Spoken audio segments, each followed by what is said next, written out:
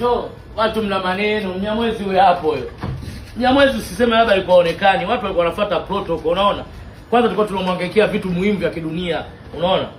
Mnyamwezi tayari pasipoti, sawa? Mnyamwezi tayari NIDA, sawa? Hivi hapa. Mnyamwezi tayari cheti cha kuzaliwa, hichi hapa. Kwa hiyo tulikuwa tunafuata protocol wa shamba nyinyi. Mdogo wangu, vitu vyako hivi hapa sasa. Sasa hivi ndio uko huru vizuri. Sasa hivi naweza hata nikakuuza kwa Diamond.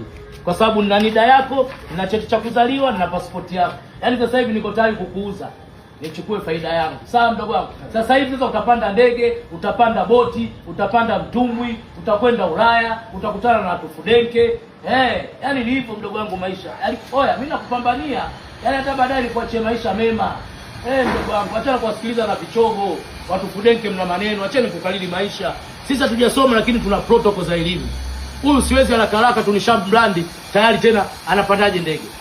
Anakwendaje nje ya nchi? Anaitwaje kwenye mikutano ya hadhara? Protocol lazima ufuate, hela zingine hazitoki bila uambiwe NIDA, kitambulisho cha benki,